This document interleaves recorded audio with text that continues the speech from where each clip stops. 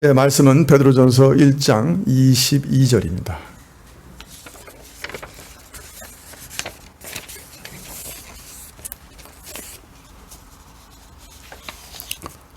베드로전서 1장 22절, 신약 378쪽입니다.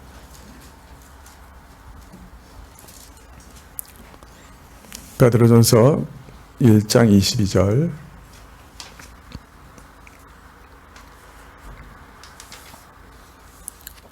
예, 찾으신 줄 알고 봉독해 드리겠습니다. 베드로전서 1장 22절. 너희가 진리를 순종함으로 너희 영혼을 깨끗하게 하여 거짓없이 형제를 사랑하기에 이르렀으니 마음으로 뜨겁게 피차 사랑하라. 예, 베드로 사도께서는 천성을 향해 가는 나그네들인 우리 신자들이 이 땅에서 어떻게 살아야 하는가 하는 것을 지금 말씀하고 계십니다. 베드로 사도는 먼저 세 가지 명령어를 통해 이 원칙을 가르치시되, 첫 번째는 재림을 바라라, 그렇게 말씀하셨어요. 재림을 소망하라. 두 번째는 모든 행실에 거룩한 자가 되라. 셋째는 나그네로 있을 때 두려움으로 지내라. 이렇게 셋을 명하셨습니다. 이것이 신자들이 이 땅에서 유념해야 되는 명령들이다, 이렇게 먼저 세 가지를 말씀하셨는데, 자, 그런데 이 명령 중에 가장 중요한 명령을 고르라고 하면 어느 것이 될까요? 사실 어느 하나 중요하지 않은 것이 없죠.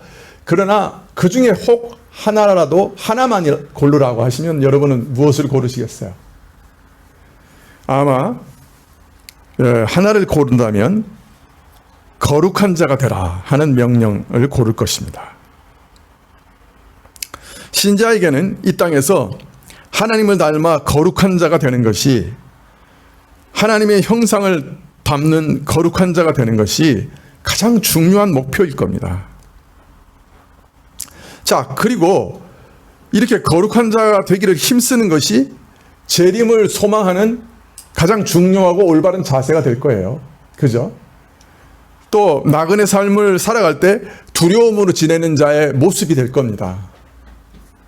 그렇기 때문에 이 세 명령을 한마디로 요약하면, 하나님께서 거룩하신 것처럼 너희도 모든 일에 거룩한 자가 되라, 이렇게 요약할 수 있을 겁니다.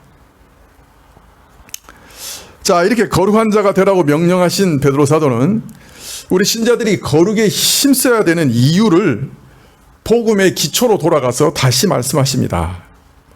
첫째, 왜 거룩에 힘써야 되느냐? 바로 예수님께서 이 일을 위해, 우리가 거룩한 삶을 살게 하시기 위해 자기의 보배로운 피를 흘리시고 그 피값으로 우리를 구속하셨다.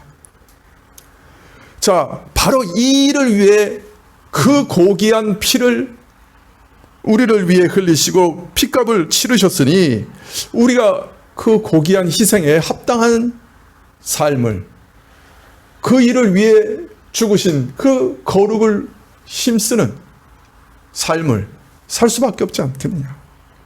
둘째는 이 그리스도는 태초 이전부터 알려진 바 된 분인데 이제 이 땅에 오사 십자가에서 죽으시고 그 일을 통해 하나님이 누구신지를 우리에게 아주 분명히 알려주셨다. 하나님이 죄인을 얼마나 사랑하시는지를 우리에게 알려주셨다. 그래서 우리가 이 그리스도를 통해 하나님을 사랑하고 믿고 소망하게 됐다.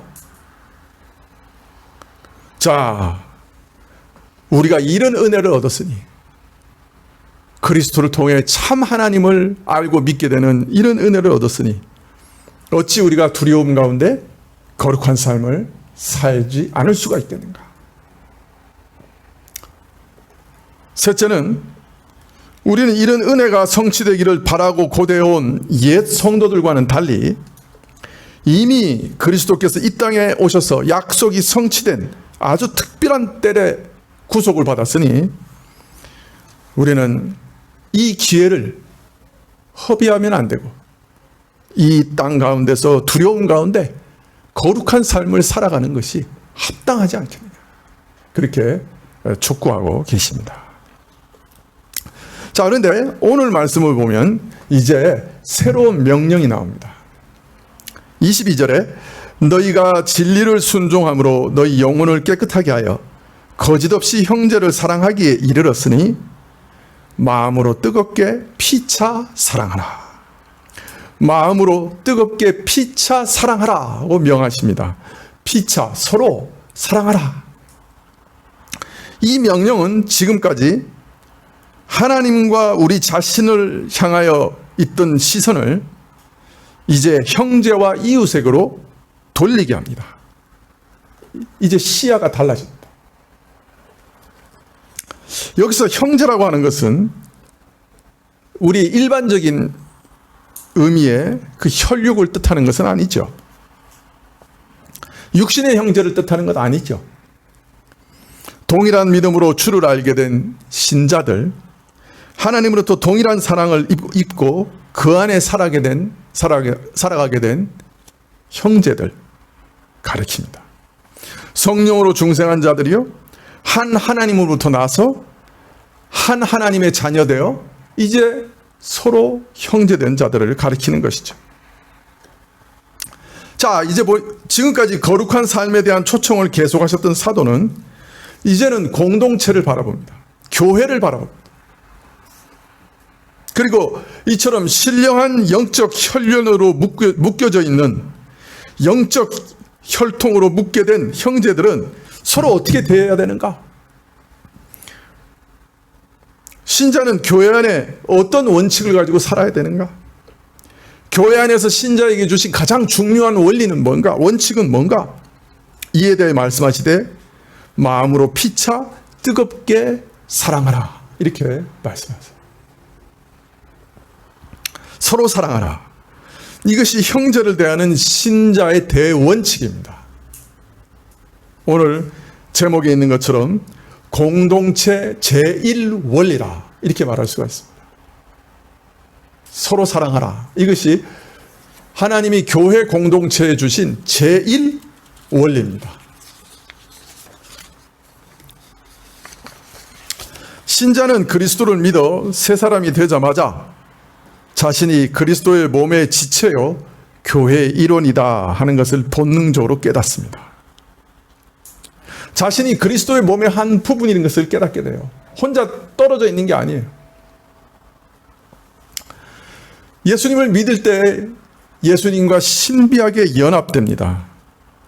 이렇게 신비하게 연합된 신자들은 자신만 아니라 자신과 동일하게 그리스도와 신비하게 연합된 수많은 지체들도 함께 있다 하는 것을 의식하게 돼요.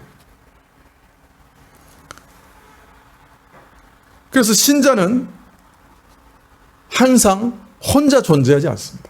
예수님을 믿게 되면 이삭의 신자는 교회를 찾아오게 됩니다.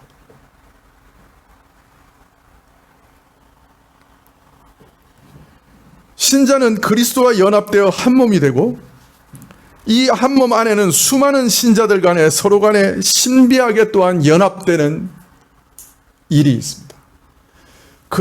머리이신 그리스도와만 연합되는 것이 아니라 지체 간에 서로 연합되는 놀라운 일이 있는 거예요.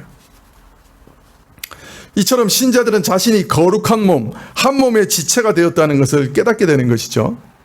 내가 만일 그 몸의 손이라면 저 사람은 심장이나 저 사람은 발이나 저 사람은 입이나 저 사람은 눈이나 이런 지체인 거예요. 그래서 고린도서에 보면 아무도 저 사람 쓸데없다, 하찮다 이렇게 말하는 사람 있을 수 없다.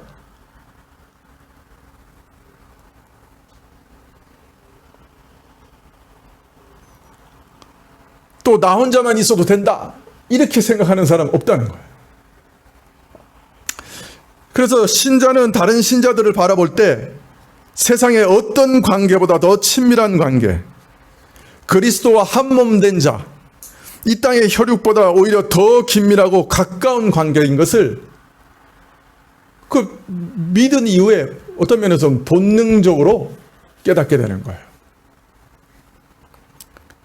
그러므로 이런 형제들을 사랑하라 하는 오늘 말씀은 그리스도 안에 연합되어서 한 몸 된 신자들에게는 너무나 당연한 명령이다. 그렇게 말할 수 있겠죠.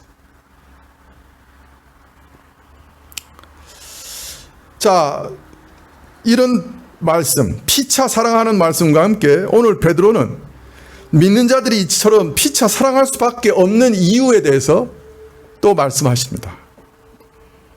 너희가 진리를 순종함으로 너희 영혼을 깨끗하게 하여 거짓 없이 형제를 사랑하기에 이르렀으니 서로 사랑할 수 있다. 그렇게 말씀하고 계시는 거죠. 우리가 복음의 진리를 믿게 될 때, 믿어 순종하게 될 때, 그리스도의 은혜를 영접하게 될 때 어떤 변화가 있었기 때문에 서로 사랑할 수 있게 되었다고 말씀합니다. 자, 예수님을 처음 믿을 때 어떤 변화가 있었는가? 진리를 순종함으로 영혼이 깨끗하여졌다. 그 결과 거짓 없이 형제를 사랑할 수 있게 됐다. 그렇게 말합니다. 복음을 믿을 때 그 영혼이 깨끗해졌어요. 그 마음이 변화됐어요. 그래서 형제를 사랑할 수 있게 된 거예요. 이게 무슨 뜻일까요?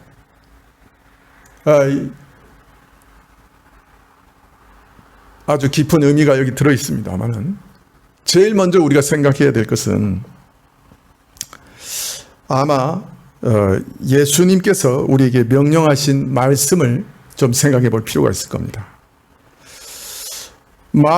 복음을 믿을 때 그 마음이 변해 형제를 사랑하게 됐다 하는 말씀의 뜻이 뭘까? 예수님께서 그 형제 사랑에 대해서 이렇게 얘기하십니다. 요한복음 15장 12절을 한번 보시죠.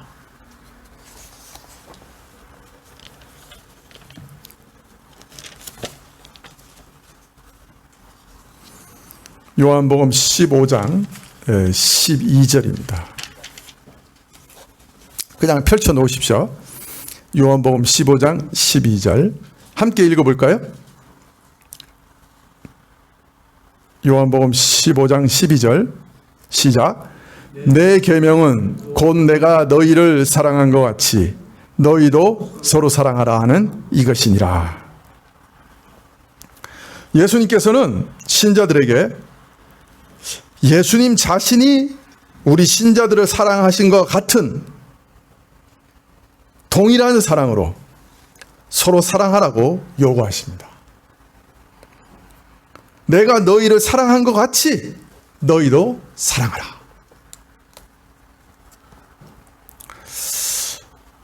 자, 그런데 예수님이 우리를 사랑하신 그 사랑은 어떤 사랑입니까? 그것을 바로 다음 절 요한복음 15장 13절에 설명하고 계십니다. 요한복음 15장 13절에 사람이 친구를 위하여 자기 목숨을 버리면 이에서 더 큰 사랑이 없나니. 즉 친구를 위해 자기 목숨을 버리는 사랑이라고 말합니다. 예수님께서 우리들에게 자신이 우리 성도들을 사랑하시는 사랑과 동일한 사랑으로 서로 사랑하라고 명하신 이후에 친구를 위해 자기 목숨을 버리는 사랑을 말씀하신 것은 바로 자신이 이처럼 친구된 신자들을 위해 자기를 희생하시겠다는 말씀이시죠. 그래서 여기 친구를 위하여 자기를 희생하는 사랑이 가장 위대한 사랑이라고 말씀하시므로 예수님의 사랑의 가장 근본적인 요소, 본질이 무엇인가, 그 핵심이 무엇인가 하는 것을 우리에게 알리십니다. 바로 자기 희생의 사랑이다 라고 알리고 계시는 거예요. 자, 그러니까 성도들 간에 서로 사랑하되 어떤 사랑으로 사랑해야 된다? 자기 희생의 사랑으로 사랑해야 한다. 그렇게 말씀하시는 거예요. 예수님의 사랑에 있어서 가장 위대한 요소, 예수님의 사랑으로 하여금 가장 위대하게 만드는 요소와 본질이 바로 자기 희생이다. 그래서 서로 사랑하라는 계명을 주시면서 내가 너희를 사랑한 것 같이 너희도 서로 사랑하라고 하신 것은, 말하자면 너희가 서로 사랑하는 것은 그리스도께서 먼저 우리를 사랑하신 그 자기 희생의 사랑을 뿌리로 하고 그것을 모형으로 삼고 서로 사랑해야 한다는 말씀입니다. 이제 내가 너희를 위하여 내 목숨을 내어줄 것인데 이 희생적인 사랑이야말로 더 큰 사랑이 있을 수 없는 완전한 사랑이요 최고의 사랑이요 사랑의 전형이니 너희도 이것을 닮아 서로를 위해 자신을 내어주는 희생의 사랑을 해야 된다 하고 말씀하고 계시는 거예요. 죄인을 살리기 위해 그 죄값을 자기의 죽음으로 자기의 목숨으로 치르신 이 자기 희생의 사랑이야말로 최고의 사랑이니 너희도 이제 이런 사랑을 하라.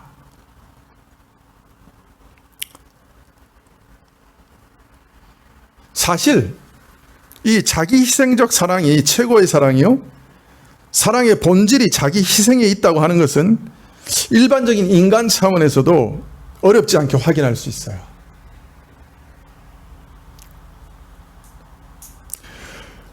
부모가 자식을 위해서 기꺼이 희생하고 다른 사람들에 대해서는 단 하나도 주기 어려워 벌벌 떨어도 자식을 위해서는 아낌없이 베푸는 것은 자식을 사랑하지만 다른 사람은 그만큼 사랑하지 못하기 때문이죠. 그죠? 저는 옆에서 보면 부모들이 자식을 위해서 막 돈을 펑펑 쓰는 거예요. 그냥 좋은 책, 좋은 장난감, 좋은 이거 뭐죠? 애들 유모차도 막 100몇십만 원짜리. 와. 그래서 어떤 때는 옆에서 볼 때 좀 심하다 이런 생각이 들 때가 있어요. 근데 그 부모는 하나도 안 아까운 거예요. 너무 사랑하니까 그런 게 하나도 안 아까운 거예요.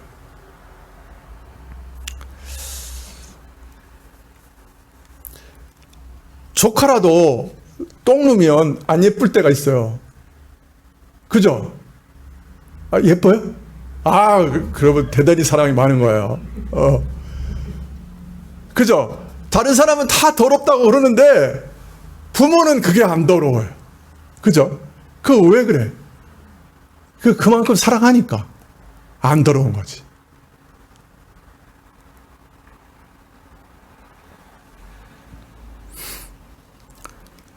부모는 자식의 모든 굳은 것도 더럽다 하지 않고 꺼리지 않고 심지어 기쁨으로 감당하는데 그것은 결국 사랑이 있고 없음의 차이입니다.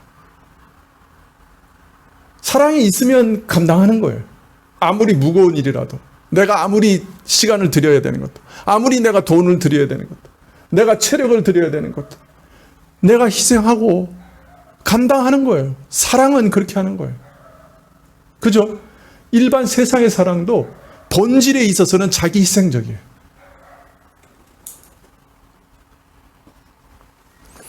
그리고 이제 자기 희생적 사랑의 최고봉을 예수님께서는 십자가에서 보여주셨어요. 원수를 위해 자기를 여전히 미워하고 원수시하고 욕하고 침뱉고 채찍질하고 죽이는 자들을 위해 자기를 내놓으셨어요. 자기를 희생하셨어요. 부모의 사랑과는 비교할 수 없는 완벽한 자기 희생적 사랑을 십자가에서 보여주셨어요. 그리고 이제 자신을 믿고 따르는 모든 신자들에게 서로가 어떻게 사랑해야 하는가 하실 때 이런 자기 희생의 사랑으로 서로를 사랑하라. 그렇게 말씀하고 계시는 거예요. 사랑이 많으면 희생해요. 자기를 허비해요. 가치 없는 것 같아도 허비해요. 이 버러지 같은 인생을 위해 하나님의 아들이 죽으셨다고 하는 허비만큼 더 큰 자기 희생이 어디 있겠어요? 그 허비가 어디 있겠어요? 그보다 더 큰 허비가.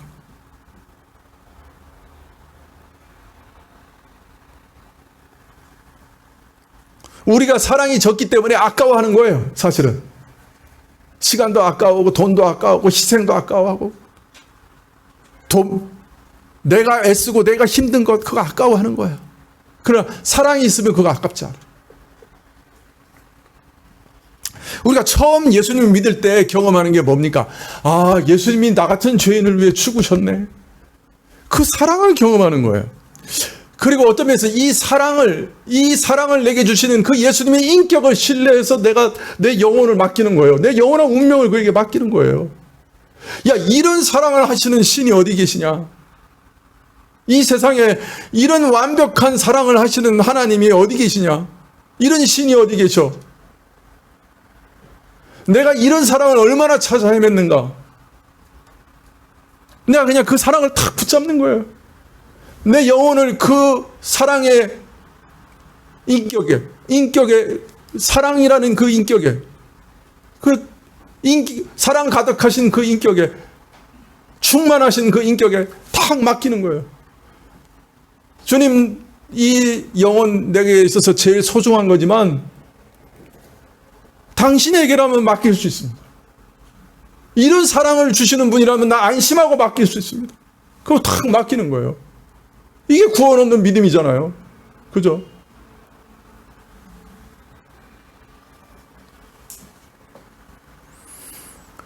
이 사랑을 경험하면 이 사랑에 자신을 던져 놓습니다. 이 사랑에 나를 사랑하는 이분에게 내 영혼을 의탁합니다. 나는 이 사랑을 배우게 되고 감동하게 되고 마음이 변합니다. 그 이상해요. 그 사랑을 받으면 내 마음이 변해요. 그리고 이 사랑을 배워요, 자꾸. 그리고 그 사랑을 나도 하게 돼요.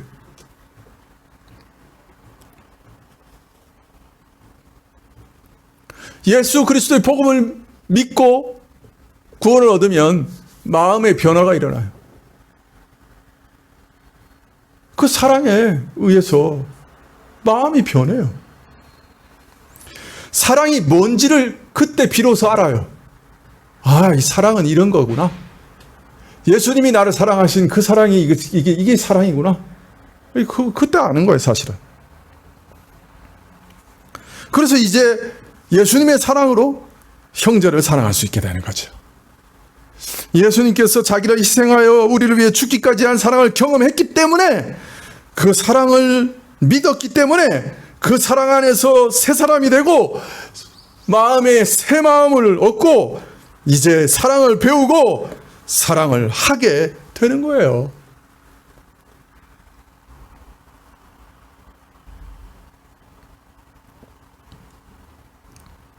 그래서 오늘 말씀에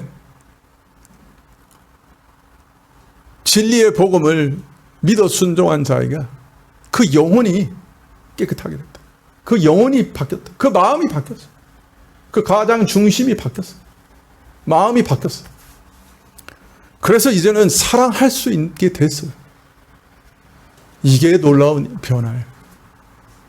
예수님의 사랑을 경험한 사람만 사실은, 그죠? 사랑할 수 있게 되는 것이죠. 예수님의 사랑의 핵심이 바로 이 자기 희생적인 사랑이기 때문에 신자들도 마음이 변해서 예수님을 닮아 이런 자기 희생적 사랑을 할 수 있는 거예요.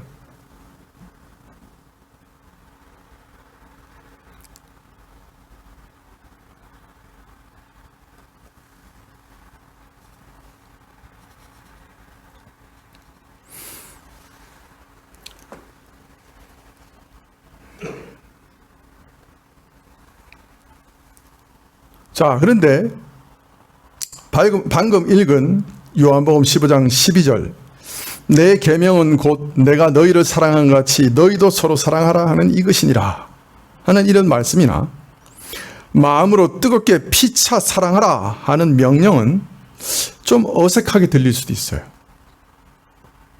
왜냐하면 흔히 사랑하라 말라 하는 것은 그 누가 강요할 수 있는 것이 아니라고 생각되기 때문입니다.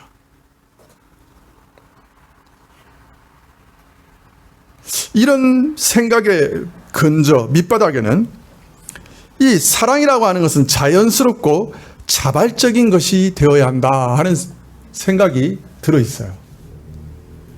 사랑이라고 하는 것은 이렇게 자발적으로 나와야 되는 거지. 너 사랑해! 이렇게 명령한다고, 그죠? 사랑이 되느냐? 이런 생각이 있을 수 있는 것이죠.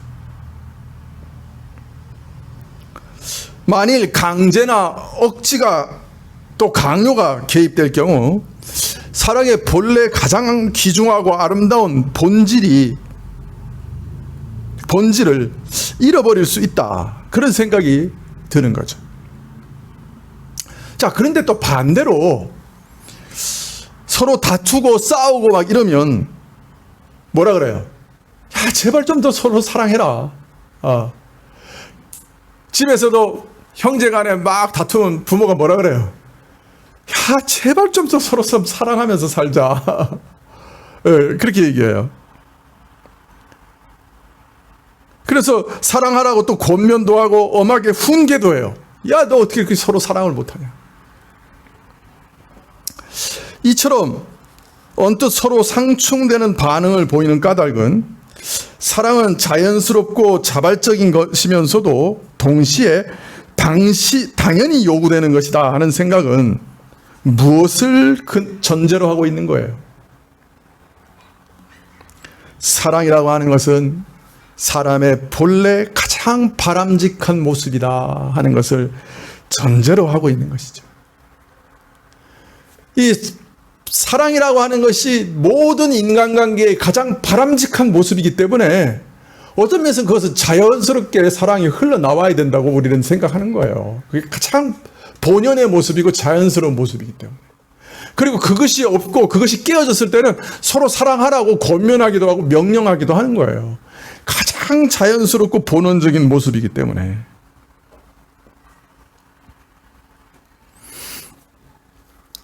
사랑은 인간에게 처음부터 주어진 것이고 가장 자연스러운 것이고 가장 바람직한 모습이기 때문에 사랑은 어떤 면에서는 자발적이고 강요하는 것은 어색한 것이고 사랑하지 않고 미워하고 다툴 경우에는 사랑하라고 권하고 훈계하기도 하는 것이죠.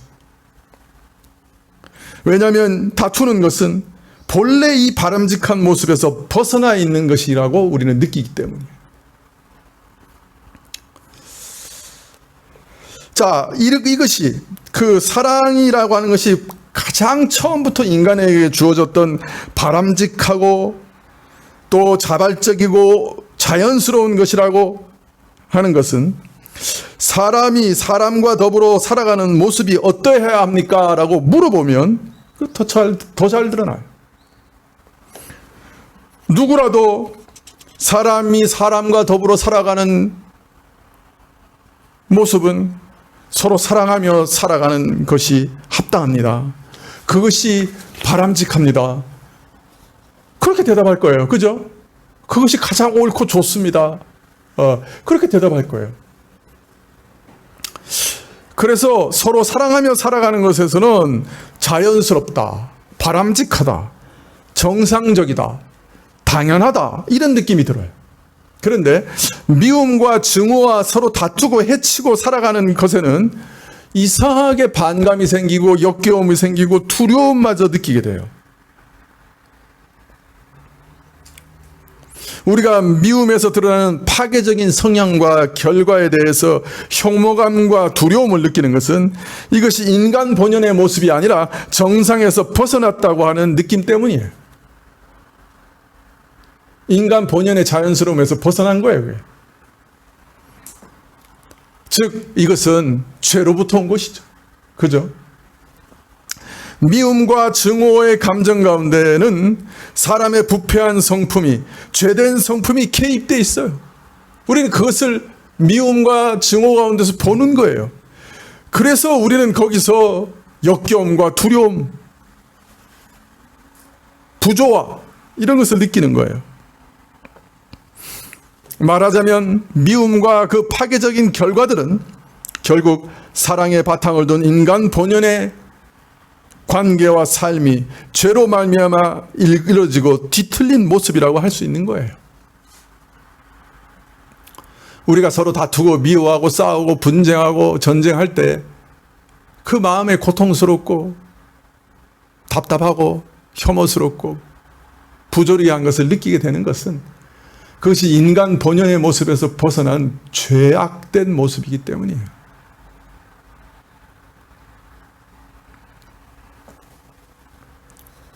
이런 점에서 우리 믿는 자들에게 피차 서로 사랑하라 하신 것은 이제 믿음 안에서 새롭게 된 자들로 하여금 죄로 말미암아 일그러지고 뒤틀린 관계들을 본래 모습대로 회복할 것을 명하시는 계명이에요. 원래 그 자연스러운 모습으로 돌아가라 하는 명령인 거죠. 어떤 분들은 구원에 대해서 이렇게 생각합니다. 내가 하나님으로부터 큰 은혜를 입었다. 나는 나의 흉악한 죄로 말미암아 영원히 멸망할 수밖에 없었는데 이런 나를 불쌍히 여기시고 사랑하사 죽음에서 구원하셨다. 이제 그리고 영생을 얻게 하셨다. 아, 참 좋다. 옳은 말이에요. 말 자체가 틀린 거 아니에요. 그런데 이와 같이 자신이 얻은 구원을 고백하고 좋아하고 기뻐하고 여기서 그치고 말면 거기에는 종종 악하고 이기적인 모습, 이기적인 마음을 발견하게 되는 거예요. 다른 사람은 어떻게 되든지 나만 천국 가면 된다 하는 이기적인 악한 마음이 거기 들어있을 수 있는 거예요. 그러므로 나는 구원 얻었다, 이제 천국 간다, 그런 생각만으로 그치고 만다면 이것은 하나님께서 우리에게 베푸신 구원의 의미를 매우 가볍게, 매우 피상적으로 이해한 것이라고 할 수 있어요. 하나님께서 자기 원수를 사랑하시되 지금도 그를 거스리고 있는 그 죄인을 사랑하시고 죄인을 살리기 위해 자기의 모든 것을 희생하신 그 사랑을 베푸신 목적이 무엇인가 하는 것을 잊어버린 태도예요. 하나님께서 이런 자기 희생적 사랑을 입은 자로 하여금 그 사랑 안에서 새롭게 되어 그 사랑도 사랑하는 자, 하나님과 똑같은 사랑으로 다른 사람들을 사랑하는 자가 되게 하시려고 구원하신 것을 잊어버린 거예요.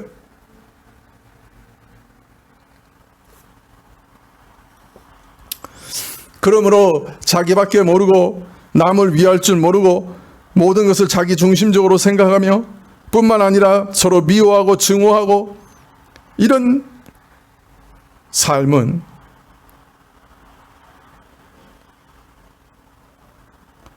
이제 하나님의 온전하신 사랑을 받고서 그 사랑을 본받아 똑같이 그런 사랑으로 사랑하는 자가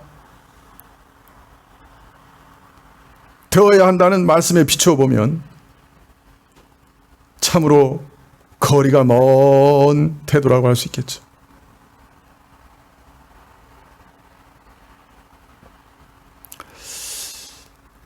또 다른 측면에서 보면 하나님의 사랑을 받아 똑같이 그런 자기 희생적 사랑을 하는 것이 야말로 진정한 구원이라고 할 수 있겠죠. 구원의 핵심이고 본질이라고 할 수 있겠죠. 즉 구원은 내가 구원받아서 내가 사랑받아서 나 혼자만 좋고 나 혼자만 즐기고 나 혼자만 기뻐하는 것으로 그치는 거 아니라는 거예요. 항상 나도 그 사랑을 받은 자로서 다른 사람을 사랑하는 모습으로 완성되는 거예요. 구원이라고 하는 것 자체가. 그런 사람으로 다시 되돌리시고 그런 사람으로 다시 새롭게 만드시는 것이 구원의 목적이에요. 구원의 본질이 바로 그거예요. 구원의 본질이 내 악한 그 이기심, 내 자아, 나만 알고 나를 신으로 섬기고 나를 최고로 위하고 나를 위해 다른 모든 사람들을 희생하고 다른 사람을 미워하고 죽이는 그 자아로부터 구원받아 하나님을 사랑하고 이웃을 내 몸처럼 사랑하는 새로운 사람으로 만드시는 것이 구원인데 내 구원을 기뻐하고 나 이제 지옥에 안 간다 그것으로 기뻐하고 그 이후로는 다른 사람에 대해서는 똑같이 미워하고 악하게 대하고 이러면 그게 무슨 구원이에요?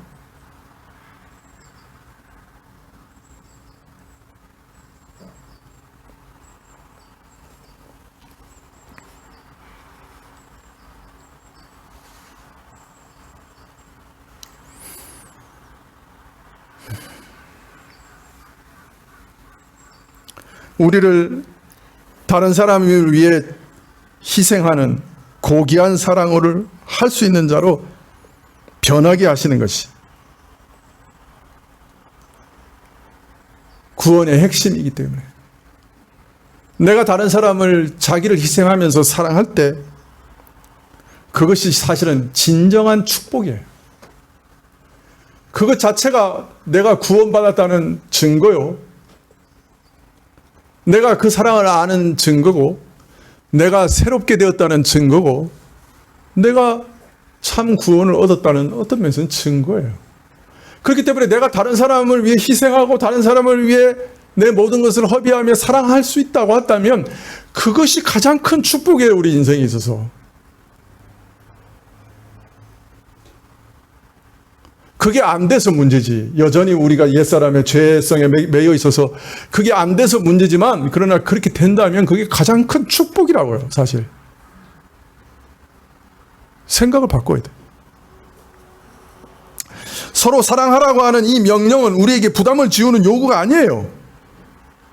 우리가 불편하게 느끼는 것, 불안을 느끼게 되는 미움과 증오를 내려놓고 죄로 말미암아 잃어버렸던 본래의 귀중하고 아름다운 모습을 이제 회복하라고 하는 명령이에요.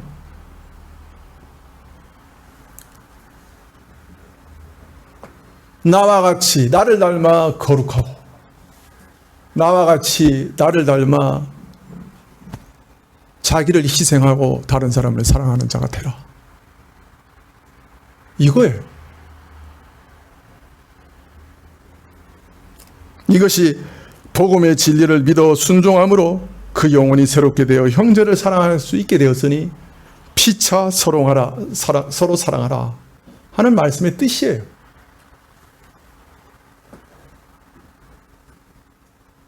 잃어버린 것을 다시 찾고 하나님 아버지를 닮아 거룩하고 사랑이 충만한 삶을 살라.